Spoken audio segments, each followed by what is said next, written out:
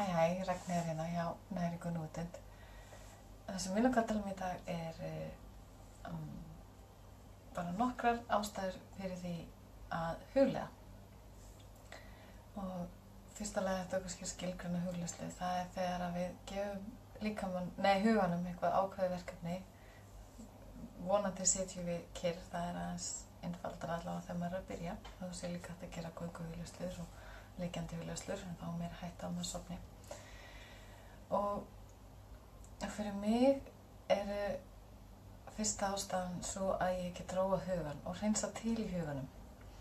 Þannig að því að við búum náttúrulega í svona samfélagi sem er ofboðslega mikið álag og áreiti. Maður er með símann og það eru bara umhverfið, það er bara alltaf mikið svona áreiti í umhverfinu okkar. Og þá finnst mér mjög gott að hugleiða í rauninni til að róa hugan niður og hreinsa svolítið til. Og til þess þarf maður að hægja þess á heilabylgjunum og það gerir maður kannski til dæmis með því að hægja á önduninni. Og þannig getur maður tekið til í huganum sínum og þess vegna finnst mér mjög gott að hugleiða áður en ég fer að sofa. Af því að þá get ég svona tekið til í hausnum áður en ég fer að sofa og þarf ekki að taka þær með mér, þessar hugsanir, inn í svefnin. Þannig að mér finnst það mjög gott. Síðan er bara önnur ástæða, og það er náttúrulega mjög gott, það róar hugan, en það er líka bara hugleiðsla sýnt sig að bætir minni, hjálpar okkur við að finna fyrir samkennd gagnvart sjálfum okkur og öðrum.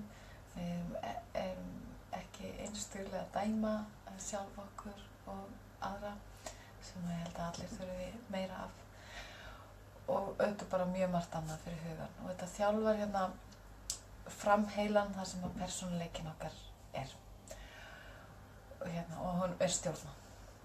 Og þannig að við höfum svolítið meiri stjórn á okkur sjálfum og á hugsunum okkar og til þar leiðandi tilfinningum okkar.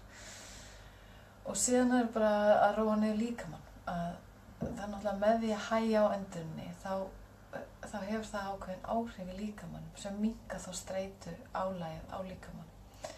Þannig að við erum að hægja á líkamannum með því að það hægist á önduninni smám saman.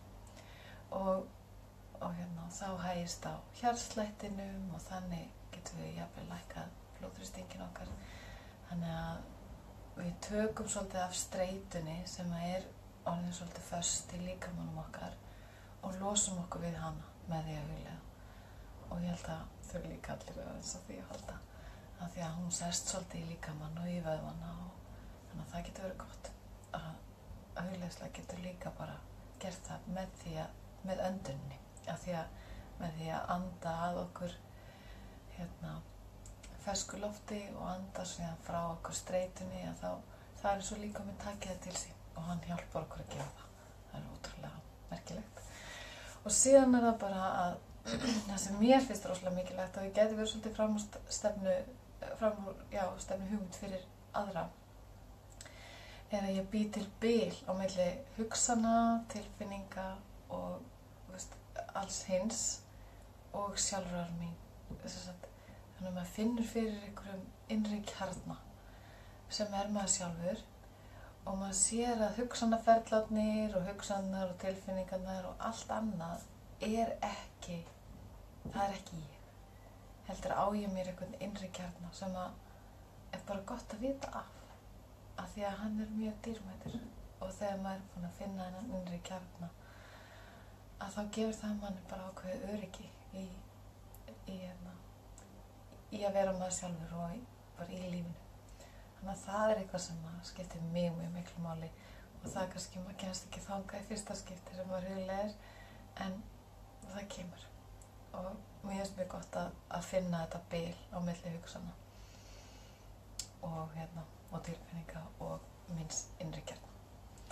Sem að leiðir okkur svo aftur að þessu fyrsta atriði, að það gefur okkur líka bil á milli hugsana ef við erum hugleiðum og þá fáum við líka tækifæri til að vera rólegri og róa hugan og þá fáum við líka tækifæri til að hafa bil á milli hugsana og tilfinninga af því að hugsanir okkar skapa tilfinningar okkar. Þannig að við fáum líka bil þar á milli. Þannig að við getum kannski brugðist einhvern veginn öðruvísi við heldur en við myndum annars gera, við myndum ekki taka eftir þessu bíli. En þetta eru mínar 3 ástæður. Ef þú vilt finna fleiri ráð alls konar, þá bendi ég á heimasíðuna mína ergutjans.com. Takk fyrir, bless.